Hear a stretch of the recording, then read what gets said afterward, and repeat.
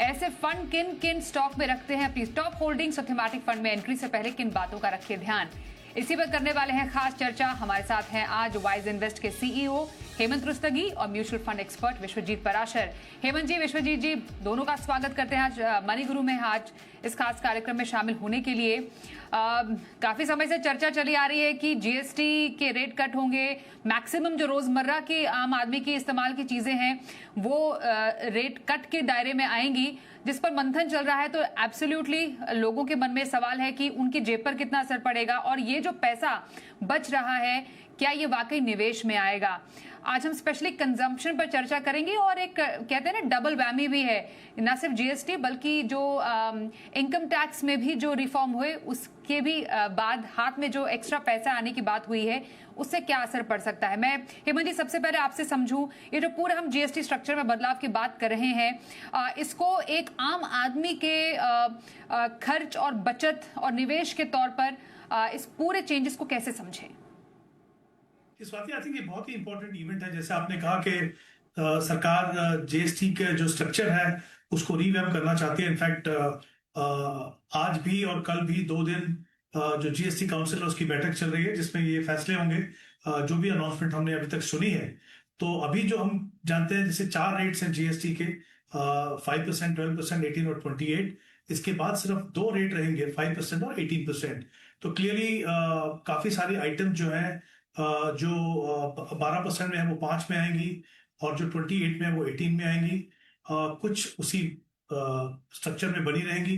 तो I think ये important है देखना कि ये जीएसटी की जो मीटिंग हो रही है इसमें क्या निकल के आता है। बट सरकार ने अपनी तरफ से बहुत ये क्लैरिटी से कहा है कि वो चाहते हैं कि इसको रीवैम्प करें। और रीवैम्प का मतलब ये है कि जब आप जीएसटी कम पे करेंगे रोजमर्रा की चीजों में और भी चीजों में, तो आपके पास आपका पैसा बचेगा। और कभी कभी क्या होता है कि कुछ चीजें खरीदना हमारी पहुंच से बाहर होता है, लेकिन जब कुछ कमी होती है उनमें उनकी कीमतों में जीएसटी की वजह से, तो वो आप खरीद पाएंगे।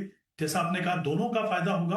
पैसा बचेगा तो शायद इन्वेस्टमेंट में भी जाएगा, कंजम्पशन में भी जाएगा। बट क्योंकि हमारा फोकस कंजम्पशन पे है, तो डेफिनेटली जब जीएसटी रेट्स कम होंगे तो वो फायदा होगा, कंजम्पशन में पैसा आएगा। और साथ ही जैसा आपने बिल्कुल सही कहा, वो बहुत ही इंपॉर्टेंट है।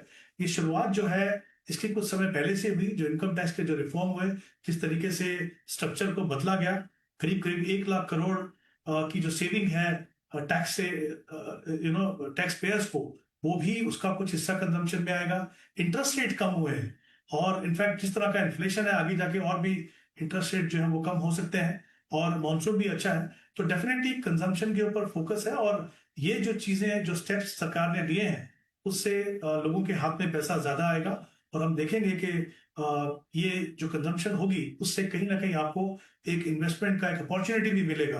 क्योंकि ये एक ऐसा थीम है, मुझे लगता है कि जब इसमें हम अगर जीएसटी काउंसिल में जिस तरह की उम्मीद है अगर वो पूरी होती है, तो ये थीम मुझे लगता है, हालांकि हमने एक रन अप ऑलरेडी देखा है, बट ये थीम जो है मुझे लगता है ये मल्टी ईयर थीम है। तो डेफिनेटली एक अपॉर्चुनिटी है निवेशकों के पास इन्वेस्ट करने की भी, और हमारे एज ए कंज्यूमर हमारे पास जो ज्यादा पैसा होगा उसको कंज्यूम करने की। तो ये एक इनडायरेक्ट बेनिफिट है जो कि आप एज कंज्यूमर्स महसूस कर पाएंगे आने वाले कई महीनों में। आपकी जेब पर इसका जो असर पड़ेगा और उसके बाद इवेंचुअली आप उस पैसे को खर्च करते हैं, क्या निवेश करते हैं, ये काफी हद तक शेप अप करेगा इकोनॉमी को भी, और सरकार का भी मकसद यही है। लेकिन हम ये चाह रहे हैं कि आप इसका ज्यादा से ज्यादा फायदा उठाएं, इस पैसे को कहीं पर सही जगह निवेश करके। क्योंकि हम कंजम्पशन थीम की बात करें, कंजम्पशन फंड्स हैं विश्वजीत जी, जो कि हमने देखा पिछले 6 महीने में डबल डिजिट रिटर्न में चलते आ रहे हैं, लगभग 18 से 20%, इवन इनफैक्ट 22% तक का रिटर्न बहुत सारे टॉप परफॉर्मिंग कंजम्पशन फंड्स में हमने लास्ट 6 मंथ्स में देखा है। अभी अगर निवेश के मौके के तौर पर बात करें, क्या आप अपॉर्चुनिटीज देख रहे हैं विद इन कंजम्पशन थीम्स? और जब हम कंजम्पशन थीम्स के बारे में सोच रहे हैं तो कैसे एक कंजम्पशन फंड को चुना जाए? बिल्कुल स्वाति जी, डेफिनेटली जो रिफॉर्म्स हो रहे हैं उससे कंजम्पशन थीम को बहुत अच्छा बढ़ावा मिलता है। और टाइमिंग भी बहुत अच्छा है, दिवाली के आसपास जब ज्यादातर लोग खर्च करते हैं तो ऐसी कंपनियों को मुनाफा बढ़ सकता है, क्योंकि डिमांड ज्यादा बढ़ेगी और जो हमारे देश की गवर्नमेंट का बहुत ज्यादा समय से फोकस रहा है, जैसा हेमंत जी भी बता रहे थे, चाहे वो इनकम टैक्स रिजीम है जो 12,75,000 का नॉन टैक्स इनकम बन जाता है, या फिर जो आरबीआई इंटरेस्ट रेट दरें गिर रहा है, तो उससे कहीं ना कहीं एक माहौल, एक इकोसिस्टम बन रहा है कि लोग ज्यादा से ज्यादा खर्च करें और वो इकोनॉमी को कहीं ना कहीं लाभ मिले। तो ये वो भी ऐसे टाइमिंग पे जब यूएस के टैरिफ रेट लगे हुए हैं, तो मुझे ऐसा लगता है ये बहुत अच्छा जवाब है किसी भी देश के लिए कि हमारे देश में इतने कंजम्पशन है, क्यों ना हम उसी को बढ़ावा दें और अपने देश की इकोनॉमी को बढ़ाएं। दूसरा, अगर हमें कंजम्पशन फंड्स में निवेश करना है और हमें लाभ उठाना है ऐसी थीम का, तो हम बिल्कुल आपकी जो एलोकेशन है, जो पोर्टफोलियो का एलोकेशन है, उसमें जो हम थीमेटिक फंड्स या सेक्टोरल फंड्स के लिए एलोकेशन रखते हैं 5 से 10% तक का, तो उसमें ये एक्सपोजर लिया जा सकता है। और मार्केट ने कहीं ना कहीं, अगर आप जैसे आप देखें, 1 साल का रिटर्न कोई बहुत अच्छा नहीं था, लेकिन 6 महीने का रिटर्न अगर आप देखें तो काफी अच्छा, जैसा अभी आपने बताया।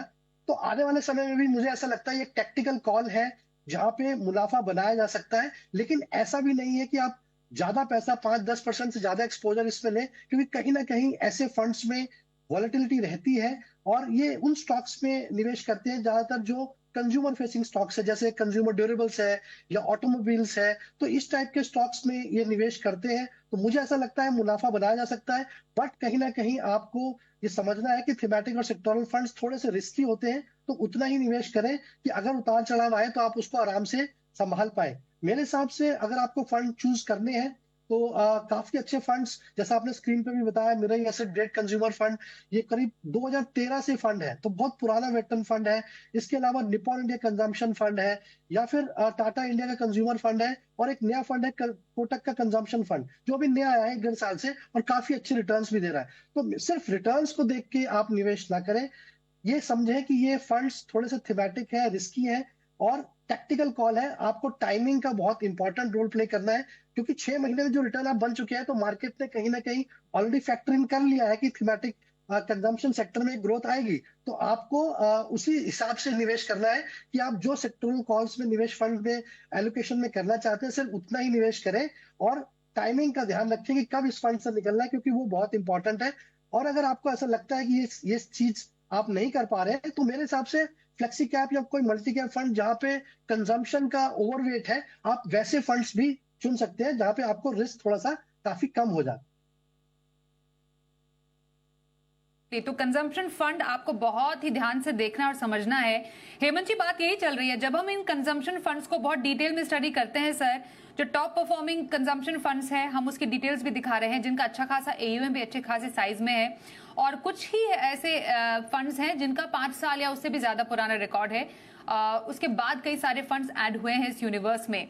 सर, इसमें अगर हम देखें तो जितनी भी टॉप कंज्यूमर ड्यूरेबल कंपनीज हैं, या फिर ऑटोमोबाइल कंपनीज हैं, या फिर फूड डिलीवरी कंपनीज हैं, वहां पर ऐसे कंपनीज की टॉप होल्डिंग्स है।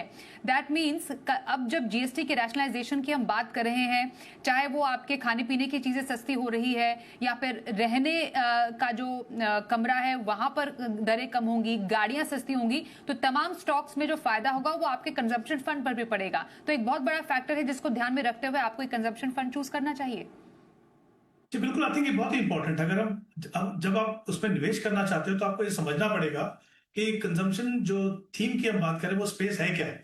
देखिए, इसके दो इंपॉर्टेंट पार्ट है, एक साइक्लिकल्स होते हैं कंज्यूमर में और एक डिफेंसिव होते हैं जिसको हम स्टेबल्स बोलते हैं। तो उनको समझने की जरूरत है। ये जो हम जीएसटी छूट की बात कर रहे हैं और हम जो बात कर रहे हैं कि इनकम टैक्स कम हुआ, उसमें रिफॉर्म्स आए, इंटरेस्ट रेट कम हुआ, तो जो स्टेपल है, जो हमारे रोजमर्रा की जो जरूरतें हैं, हमारे जो पर्सनल प्रोडक्ट्स हैं, हमारा हाउस होल्ड है, राइट, ये तो हम खर्चा करते ही हैं रिस्पेक्टिव ऑफ इंटरेस्ट रेट कहाँ हो। शायद थोड़ा कभी कम करते हैं, कभी थोड़ा ज्यादा करते हैं।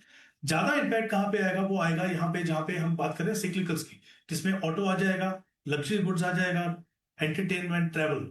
तो आपको उन फंड को चुनना है जहां पे इनमें ज्यादा एक्सपोजर हो, क्योंकि ये जो सेगमेंट है इसका फर्क पड़ेगा। दूसरा इंपॉर्टेंट चीज एज एन इन्वेस्टर आपको ये समझना है कि जो प्लेटफॉर्म्स हैं, ये डेफिनेटली उनको बहुत बड़ा फायदा होने वाला है। जैसे अगर मैं कुछ नाम ले सकूं आपको, जैसे इटर्नल हो गए, या स्विगी हो गए, या पेटीएम हो गए, राइट, नाइका फॉर एग्जाम्पल। अगर इंश्योरेंस में फॉर एग्जाम्पल अगर हम देखते हैं कि वहां पे अगर जीएसटी खत्म होता है हेल्थ इंश्योरेंस और लाइफ इंश्योरेंस में, तो ऑब्वियसली जो जो पॉलिसी होल्डर्स हैं उनको फायदा तो होगा ही, लेकिन जो प्लेटफॉर्म है जैसे पीबी फिनटेक है, ये उसको बहुत ज्यादा फायदा होगा, क्योंकि उनकी जो है वो पहुंच और ज्यादा बड़ी होगी। तो मेरे हिसाब से आप ऐसे फंड को चुनिए जहां पे ज्यादा फोकस जो है, जैसा मैंने कहा कि वो सिक्लिकल्स के ऊपर हो, और जो प्लेटफॉर्म्स हैं उनके ऊपर मुझे लगता है कि वो एक बहुत बड़ी अपॉर्चुनिटी है। उसमें अगर आप कुछ फंड देखें, जैसे मिराई का जो कंज्यूमर ग्रेड कंज्यूमर फंड है, या फिर कोटक का जो कंजम्पशन फंड है, यहाँ पे आप देखेंगे कि अच्छा मिक्स है आपके पास इन इन दोनों सेगमेंट का, अपार्ट फ्रॉम स्टेपल्स।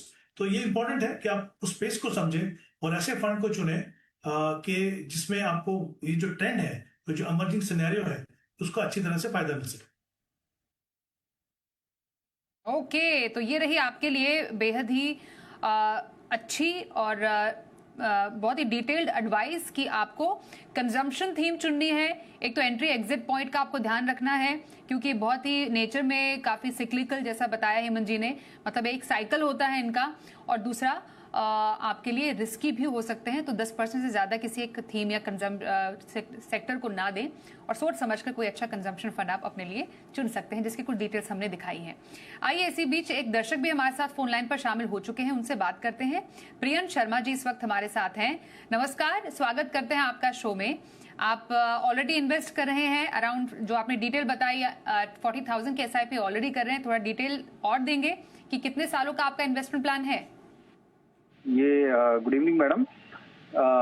मैं इसमें SIP में 2014 से मैं इन्वेस्टमेंट कर रहा हूँ, और मैंने फर्स्ट बार हेमंत जी को ही सुना था जी बिजनेस पे, उसी के बाद मैंने ना इन्वेस्टमेंट स्टार्ट किया था इसमें।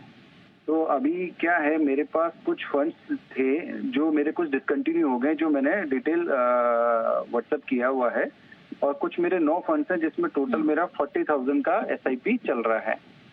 और जो मैं 10 ईयर्स में ना 6 करोड़ और 15 ईयर्स में 10 करोड़ का मेरा टारगेट है ऐसा।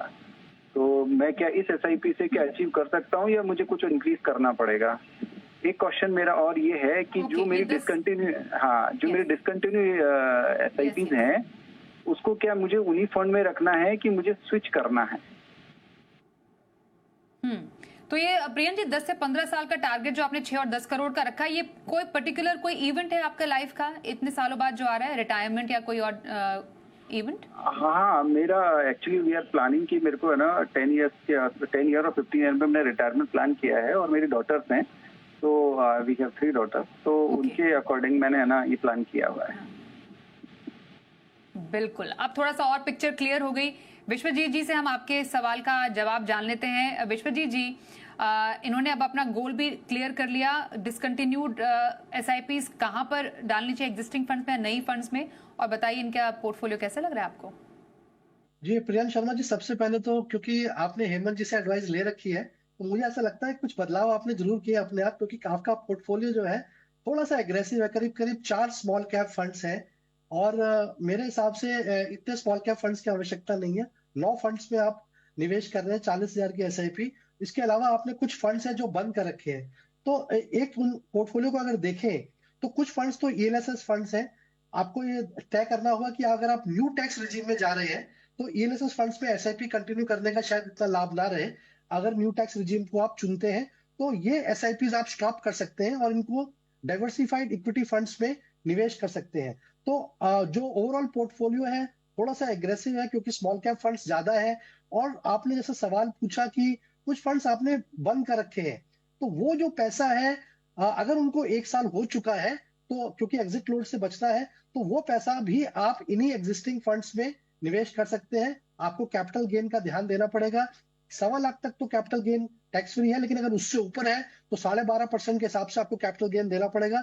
तो आप इसको 2 स्लॉट्स में भी कर सकते हैं, 1 साल में कुछ फंड्स करें या अगले साल में दूसरा स्लॉट रिडम्पशन करें, तो ताकि आपको कैपिटल गेन टैक्स ज्यादा ना देना पड़े। तीसरा जो आपका पोर्टफोलियो है उसमें कुछ बदलाव की आवश्यकता है। तो जो स्मॉल कैप फंड्स हैं उनको मेरे हिसाब से आप 2-3 स्मॉल कैप फंड्स बंद कर सकते हैं। DSP स्मॉल कैप फंड को आप कंटिन्यू कर सकते हैं। UTI और SBI स्मॉल कैप फंड की जो SIP आप कर रहे हैं उसको आप SBI के कॉन्ट्रा फंड को स्टार्ट कर सकते हैं, क्योंकि वैल्यू स्टाइल फंड या कॉन्ट्रा फंड आपके पोर्टफोलियो में नजर नहीं आ रहा है। और कोई बहुत प्योर लार्ज कैप या मिड कैप फंड भी नहीं है आपके पोर्टफोलियो में, तो मेरी एक सलाह ये रहेगी कि जो ईएलएसएस फंड्स हैं, अगर आप उनकी एसआईपी स्टॉप करते हैं तो आप मोतीलाल ओसवाल का large and mid cap fund को कंसिडर कर सकते हैं, ताकि आपको दोनों का एक्सपोजर मिल जाए। और एक फ्लेक्सी कैप फंड है महिंद्रा मनुलाई फ्लेक्सी कैप फंड, तो मेरे हिसाब से आप उसको स्विच करके पराग पारिक के फ्लेक्सी कैप फंड में स्विच कर सकते हैं, जहां पे आपको थोड़ा ग्लोबल एक्सपोजर भी मिलेगा और शायद बेहतर रिटर्न देखने को मिले। तो ये थोड़े थोड़े बदलाव आपको करने पड़ेंगे। जहां तक प्रियांक जी आपके गोल्स का सवाल है, वो बहुत एम्बिशियस गोल्स आपने रखे हुए हैं, और जो एसआईपी के अमाउंट है वो काफी कम है, क्योंकि 6 करोड़ आपको 10 साल में चाहिए और फिर 10-15 साल बाद आपको 10 करोड़ रुपया चाहिए। तो ये 40,000 की एसआईपी से मुमकिन नहीं है, आपको बहुत एसआईपी बढ़ानी पड़ेगी। करीब करीब 2.25 लाख की एसआईपी आपको चाहिए होगी, तब जाके आपके ये दोनों गोल्स अचीव होंगे। और इसमें 40,000 की एसआईपी मैंने इंक्लूड कर रखी है, तो 2.25 लाख की एसआईपी चाहिए। और हर वर्ष कोशिश करना है आपको 10% का स्टेप अप करना है, क्योंकि जो गोल्स आपने रखे हैं वो बहुत ह्यूज है, काफी बड़े हैं। तो अगर आप उसको चाहते हैं रियलिस्टिकली अचीव करना, तो आपको जहां से भी पैसा मिले, बोनस या कोई और भी लमसम फंड है, वो आप निवेश करते रहें, अपनी स्टेप अप करते रहे अपने हर साल अपनी एसआईपी में। और ओके जो सर। आप 50 लाख जो रुपया है आपका, जो आपने कॉर्पस अभी जनरेट किया है, वो 1.5 करोड़ करीब बन जाएगा, तो वो भी आप किसी गोल में अचीव कर पाएंगे। और जो 40,000 की एसआईपी है, वो यस सर। 15 साल में करीब करीब 1 करोड़ 90 लाख बन जाएगी। तो मैंने ये सब कैलकुलेट कर लिया है, तो आप कोशिश करें एसआईपी अपनी बढ़ाएं। हम्म। ओके, तो रहा प्रियन जी के सवाल का ये जवाब। योगेश सैनी अगले कॉलर इस वक्त हमारे साथ है फोन लाइन पर। योगेश जी, स्वागत करते हैं आपका हमारे शो में। आप ऑलरेडी एसआईपी कर रहे हैं अराउंड 85,000 की, थोड़ा और डिटेल सर देंगे? अब तक कितना आप रकम इकट्ठी कर चुके हैं, और साथ ही क्या क्या टारगेट्स हैं आपके? Good evening ma'am, good evening sir. मेरा प्रेजेंट पोर्टफोलियो वैल्यूएशन 65 लाख का है, और मेरा टाइम होराइजन अभी आज से 12 साल और है, और मेरी प्रेजेंट एज 52 इयर्स है। और मैम मेरा टारगेट है 10 करोड़ का है आफ्टर 12 इयर्स। तो क्या ये जो मेरा इस वक्त इन्वेस्ट कर रहा हूँ, क्या मैं अपना टारगेट अचीव कर पाऊंगा? और मेरा 3 फ्लेक्सी कैप्स में चल रहा है, JM flexi cap, quant flexi cap, जिनका पिछले 1 साल से कंसिस्टेंट नेगेटिव परफॉर्मेंस है। तो इसके बारे में प्लीज एडवाइस कीजिए। ओके, हेमंत जी आप प्लीज इनका पोर्टफोलियो स्टडी कीजिए। ऑलरेडी जो पोर्टफोलियो बना हुआ है और जो आगे इनको टारगेट अचीव करना है, इन फंड से ये पॉसिबल लग रहा है आपको, और क्या बदलाव करने की जरूरत? जी देखिए स्वाति, आई थिंक योगेश जी ने जो प्रोसेस शुरू किया वो ठीक है। तीनों गोल्स को अपने डिफाइन किया है। बच्चे की एजुकेशन है, फिर घर खरीदना है, और इनकी रिटायरमेंट। तीनों के गोल जो टाइम होराइजन है वो अलग अलग है, 7 साल, 10 साल और 12 साल। तो प्रॉब्लम यहाँ पे क्या है कि हालांकि इनकी एसआईपी अमाउंट 78,000 रुपीज की है पर मंथ, और इनकी जो एक्यूमुलेटेड कॉर्पस है वो करीब 65 लाख का है। लेकिन इनकी जो टारगेट है मुझे लगता है वो काफी एग्रेसिव और काफी एम्बिशियस है। अनफॉर्चुनेटली इतना ज्यादा टाइम है नहीं कि आप उसको एक एक बड़ी रकम इतनी कलेक्ट कर सको। तो मैंने कोशिश की है कि मैं इनको बता सकूं कि किस तरीके से इनको अपने गोल्स को दोबारा से देखने की जरूरत है। क्योंकि अगर मैं देखूं तीनों गोल्स को, तो 65 लाख इनके पास पैसा है, उसमें से 25 लाख और 25,000 एसआईपी अगर मैं पहले गोल के लिए एलोकेट करूं, तब जाके मैक्सिमम उनको 1 करोड़ मिलेगा उसमें से। दूसरा जो गोल है घर खरीदने का, जहाँ पे टारगेट 3 करोड़ का है, उसमें अगर आप 25 लाख और एलोकेट करते हैं जो एक्यूमुलेटेड है एसेट में से, और 25,000 की और एसआईपी करते हैं, तब जाके आपको करीब 1 करोड़ 60 लाख का कॉर्पस बनेगा। इनका जो रिटायरमेंट है उसमें 15 लाख बचेंगे हमारे पास एक्यूमुलेटेड कॉर्पस में से, और जो बाकी 28,000 है उसकी एसआईपी, और जो 25,000 की एसआईपी जो 10 साल के बाद आपको 2-3 साल मिलेंगे, उसमें आप करें तो कुल मिला के करीब 2 करोड़ 25 लाख का कॉर्पस बनेगा। तो योगेश जी, काफी बड़ा गैप रहेगा जो आप इन्वेस्टमेंट कर रहे हैं और जितना आप एक्यूमुलेट करना चाहते हैं। तो मेरे हिसाब से मैं आपको सलाह दूंगा कि आप अपने जो टारगेट है उसको थोड़ा सा आप रीथिंक कीजिए, और फिर अगर आप डिटेल हमको भेजें तो हम आपको बता सकते हैं प्रॉपरली कि किस तरीके से आप इन्वेस्ट कर सकें। दूसरा, इनके फंड्स का जो सवाल है, उन्होंने कहा 3 फ्लेक्सी कैप फंड है। ऑब्वियसली 3 फ्लेक्सी कैप की जरूरत नहीं है, 1 फ्लेक्सी कैप रखिए। जहां तक परफॉर्मेंस का सवाल है, देखिए 1 साल में मार्केट वही लेवल पे है, कहीं ज्यादा गया नहीं है। तो काफी सारे फंड ऐसे हैं जो नेगेटिव हैं। वो इसलिए नेगेटिव नहीं है कि वो खराब है, और वो इसलिए नेगेटिव दिख रहा है आपको क्योंकि मार्केट कंडीशन ऐसी है। तो मेरे हिसाब से 1 फ्लेक्सी कैप रखिए आप, बाकी बाकी जो 2 फ्लेक्सी कैप हैं वहां पे अगर large and mid cap fund ले लें आप तो वो अच्छा रहेगा। आप चाहें तो ICICI Pru large and mid cap देख सकते हैं, बंधन लार्ज एंड मिड कैप देख सकते हैं। आपका स्मॉल कैप में एक ही फंड है निपॉन, जहां पे आप 16,500 की इन्वेस्टमेंट कर रहे हैं, तो वो थोड़ी ज्यादा है एक फंड के अंदर, उसको थोड़ा कम कीजिए।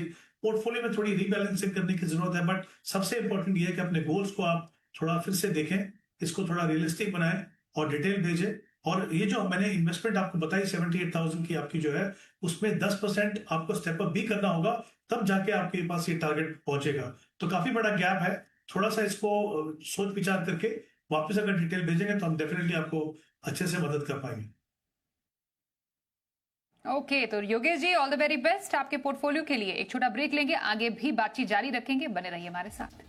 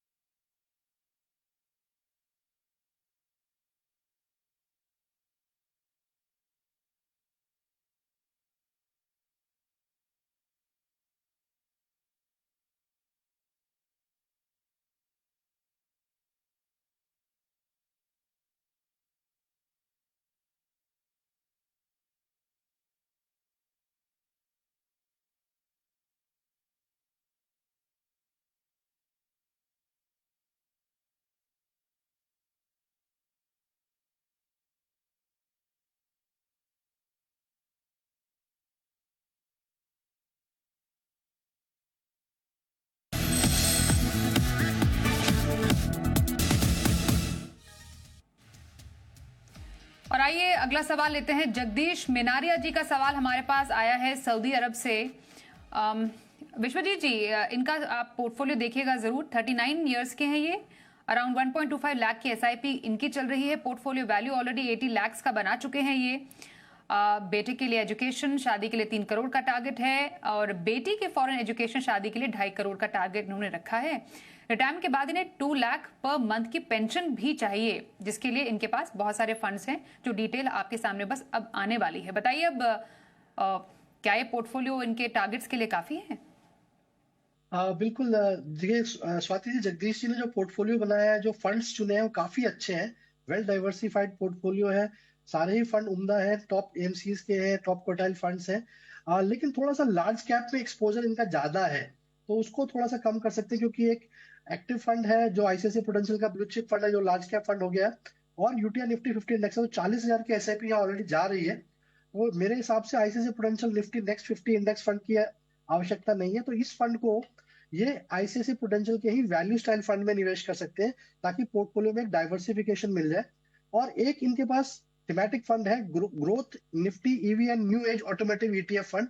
ये थोड़ा सा रिस्की हो सकता है, वोलेटाइल हो सकता है, तो इस पे इनको नजर रखनी पड़ेगी कि क्या ये फंड अच्छा परफॉर्म कर रहा है, और अगर नहीं कर रहा है तो ऐसे स्विच भी कर सकते हैं। जहां तक इनके गोल्स का सवाल है, थोड़े से एम्बिशियस है, लेकिन एक अच्छी खासी अमाउंट एसआईपी की ये कर रहे हैं, 1.25 लाख के करीब। तो अगर गोल्स देखें तो 80 लाख रुपए जो इन्होंने जोड़े हैं, और 7 साल बाद इनका गोल है जो बिटिया की एजुकेशन है जो अभी 11 वर्ष की है, तो वहां पे इनको 80 लाख रुपए जो है 1,76,00,000 बन जाते हैं। और जो रिमेनिंग गैप है 2.5 करोड़ में, उसके लिए इनको 45,000 की एसआईपी विद 10% स्टेप अप करना होगा अगले 7 साल, तब जाके ये अपना ये वाला गोल अचीव कर पाएंगे। जो इनके बेटे की एजुकेशन और मैरिज का गोल है, क्योंकि 3 करोड़ का लक्ष्य इन्होंने रखा है, तो वहां पे भी इनको 90,000 की एसआईपी चाहिए, और उसमें भी स्टेप अप करते रहे अगले 10 साल तक, तब जाके ये अपने गोल तक अचीव कर पाएंगे। और जो इन्होंने रिटायरमेंट का गोल रखा है 2 लाख, जब ये 55 साल के हो, रिटायरमेंट में इनको मिलता रहे, तो उसके लिए भी इनको अपनी एसआईपी बढ़ानी होगी। करीब करीब टोटल एसआईपी अगर ये देखें 1.25 लाख की जो कर रहे हैं, इसमें 51,000 की एसआईपी इनको और बढ़ानी होगी विद 10% स्टेप अप, तब जाके ये अपने तीनों गोल्स के नजदीक पहुंच पाएंगे। क्योंकि थोड़ा सा एम्बिशियस गोल है, तो एसआईपीज बढ़ानी पड़ेगी। पोर्टफोलियो बहुत अच्छा है, निवेशित रहे, थोड़ा सा जो बदलाव है उसको अवश्य कर लें। बहुत बहुत शुभकामनाएं। जी जगदीश जी, आप सुन रहे होंगे, तो आपके लिए यह है पोर्टफोलियो पर सलाह। और साथ ही धन्यवाद भी करेंगे हेमंत जी आपका और विश्वजीत जी आपका भी हमारे साथ इस कार्यक्रम में आज शामिल होने के लिए। एक छोटा ब्रेक लेते हैं यहाँ पर, देखते रहिए जी बिजनेस।